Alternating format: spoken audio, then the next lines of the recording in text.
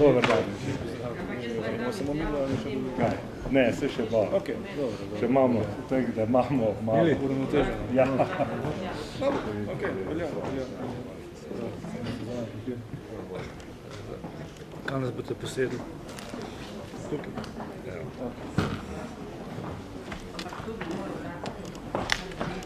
Zdravo. Tako je. Alenka. Ja, prid. Prej sem natežen. Ja.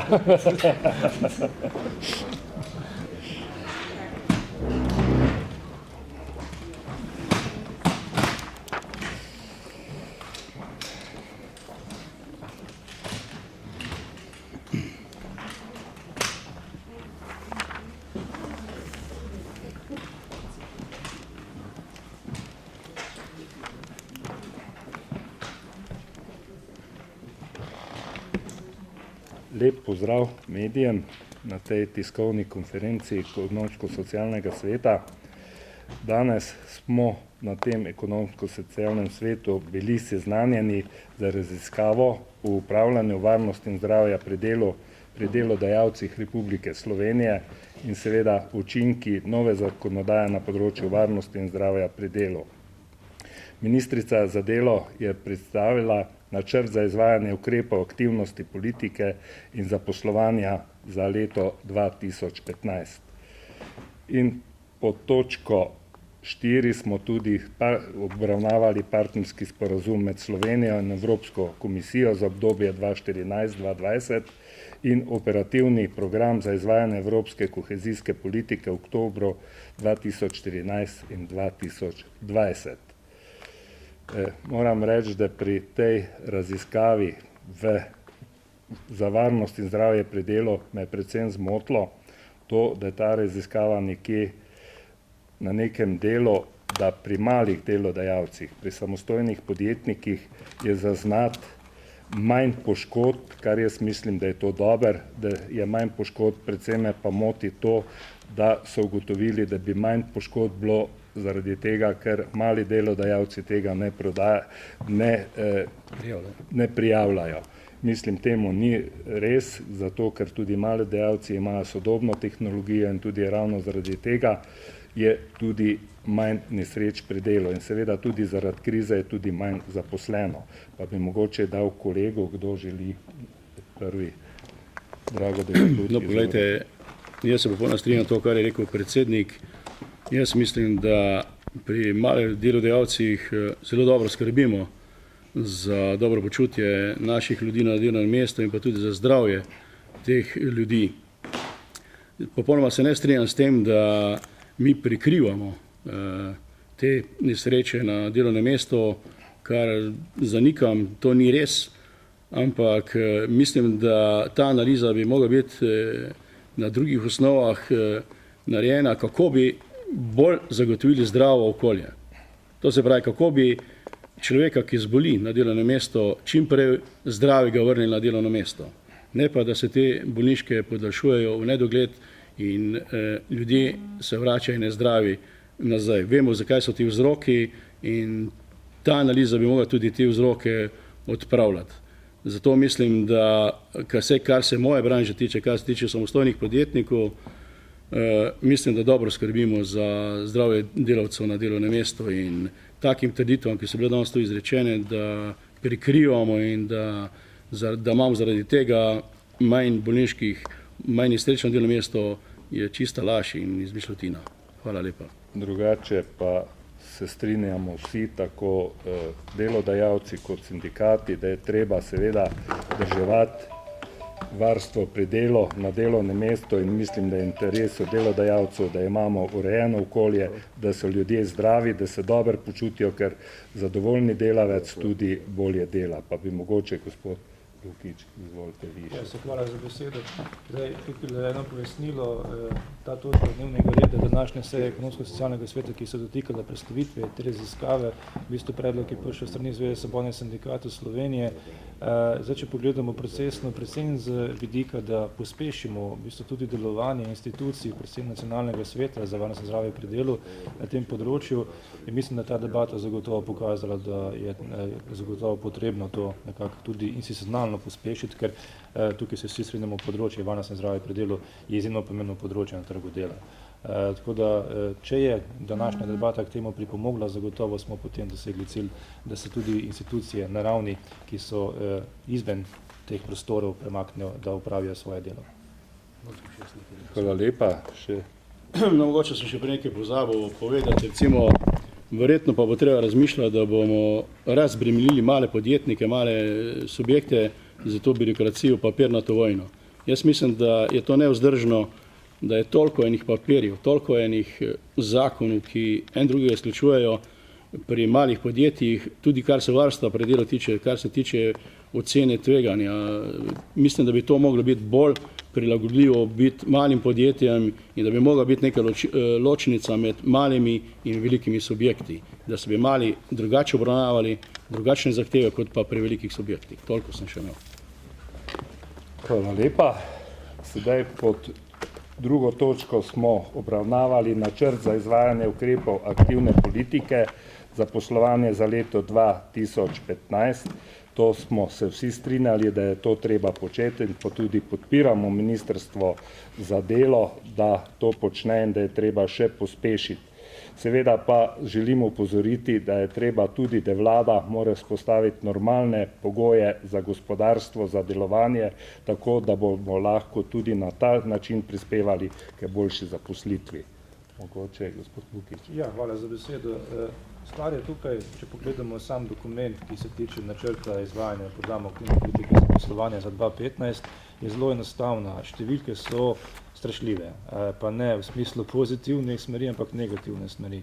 Zgolj ena primerjava. Načrt sprememb za izvajanje aktivne politike za poslovanje za 2008, ko smo imeli najnižje število registrirano brezposelnih v zgodovini Slovenije, nekje med 59.000 in 62.000, torej ponavljam za 2008, je bilo predvidenih 72 milijonov evrov. Danes, veste, kdaj smo 2014, smo december mesec in danes imamo v evidencah registrirano brezposelnih oseb 115.000 oseb. Predvidevanja Urada za makroekonomske analize in razvoj za 2015 so, da bo v evidencah konec naslednjega leta 119.400 oseb, kljub temu pa imamo na mizi predlog, da je v načrtu za aktivno politiko zaposlovanja dodeljenih zgolj 47,2 milijona evrov. Torej, matematika izvajanja aktivne politike zaposlovanja se pač ob takih številkah ne izide in se ne bo izšla in končno žrtev tega ne bodo samo evidence registrirane brezposelnih, ko se bo povečalo število brezposelnih, ampak tudi same brezposelne osebe. In tukaj poudarjam, da je to številka, ki se dotika vseh nas socialnih partnerjev, tako delodajalcev kot tudi sindikatov, ki imamo vsi svojo aktivno vlogo tudi v izvajanju aktivne politike zaposlovanja. Tako da pričakovanja so tukaj jasna, saj strani Zveze svobodnih sindikatov vlada mora v bistvu maksimalno napor opraviti, da ob takojšnjem bodočem morebitnem rebalansu, ki, koliko smo slišali, nas čaka, da čim prej zagotovi ustrezna sredstva za učinkovito izvajanje aktivne politike zaposlovanja. Noben si ne želi, da se številke, ki jih je predvidel UMAR za konec 2015 uresničijo. Pri točki predstavitev za partnerski sporazum med Slovenijo in Evropsko unijo za obdobje 2014-2020 in operativni program za izvajanje evropske kohezijske politike v obdobju 2014 in 2020 je bilo kar veliko pripomb na to, predvsem pa zaradi tega, da socialni partnerji pri teh niso sodelovali in so celo zahtevali, da sodelujejo in da se opravi širša razprava glede tega. Mogoče gospod Lukić. Ja, da razjasnimo.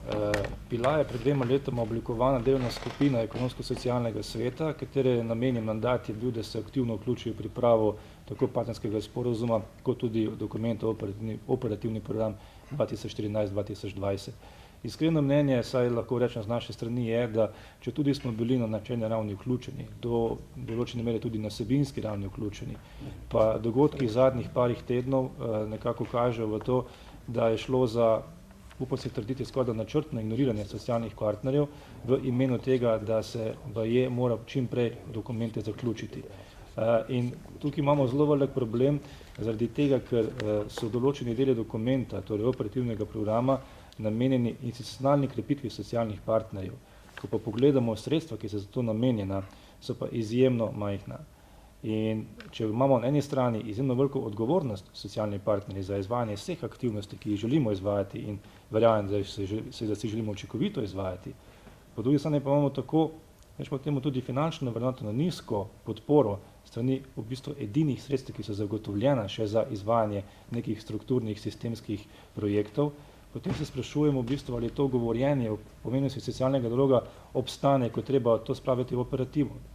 Če samo dam v bistvu konkretno številko, zdaj v operativnem programu je za to obdobje, torej do 2020, za skupaj, za krepitev institucionalne krepitve, za krepitev institucionalno tako socialnih partnerjev kot nevladnikov, namenjeno 1,4% sredstev iz Evropskega strukturnega sklada. Če govorimo o številkah, ki so absolutne, jaz sem dal pač nekako oceno, ki jo predstavniki ustrezne službe strani vlade niso negirali, gre to zgolj za okoli med 10 in 12 milijonov evrov. Če samo zdaj cinično povem, to je bila v bistvu cena ene pogodbe za izvajanje stresnega testa za banke. Tako da tukaj imamo zdaj situacijo, ko se res mora vlada potruditi, da da jasen signal socialnim partnerjem, da ni dovolj, da zgolj podpira socialni dialog, ampak da mu da v bistvu tudi možnost operativnega razvoja, ki bo pokazal seveda učinkovite rezultate. Hvala lepa. Jaz se popolnoma strinjam z obema predhodnikom. Mislim, da to vlada greši, ker je spustila to dogovarjanje z delodajalci in seveda tudi z sindikati in z vsemi ostalimi. Jaz mislim, le skupno pogovarjanje o socialnem dialogu lahko pripelje do boljših rezultatov in tudi drugačnega stanja, kot je ta trenutek. Hvala lepa. Hvala lepa. Sedaj pa, če ima kdo kakšna vprašanja za nas, izvolite. Izvolite. Zanima še delodajalsko stališče o tem krčenju sredstev za aktivno politiko zaposlovanja. Se opravičujem, nisem točno čutil. APZ, vaše stališče, glede krčenja sredstev za aktivno politiko. Ja, poglejte, sigurno, da če lahko jaz govorim kot Združenje delodajalcev pri obrtni dejavnosti, sigurno, da mi nismo za krčenje teh sredstev za APZ, sigurno, da je treba teh sredstev dosti več. Vendar pa sem že prej v diskusiji tudi razpravljal o drugi zadevi, da bo morala vlada poskrbeti za drugo politiko zaposlovanja. To se pravi, da bo treba dati boljše pogoje delodajalcem, jih razbremeniti, da bojo lažje zaposlovali in da bojo lahko lažje odpirali nova delovna mesta. Trenutna situacija, ki kaže, sedaj v Sloveniji gre popolnoma v nasprotno smer. Tudi včerajšnje izjave, mislim, da niso bile prave za vzpodbudo delodajalcev in pa podjetnikov. Zato predlagam in pa tudi svetujem vladi, da naredi nekaj v tej smeri, da bomo lažje zaposlovali in odpirali nova delovna mesta. Kajti le od gospodarstva je to odvisno, koliko delovnih mest bomo imeli. Hvala. Ja, tudi jaz se pridružujem temu predlogu, da krčenje teh sredstev ni prava pot, celo bi moralo biti povečanje teh sredstev, seveda pa, da bi ta sredstva bila stimulativna za delodajalce, da bi na tak način tudi spodbujala zaposljivost v obrti in podjetništvo.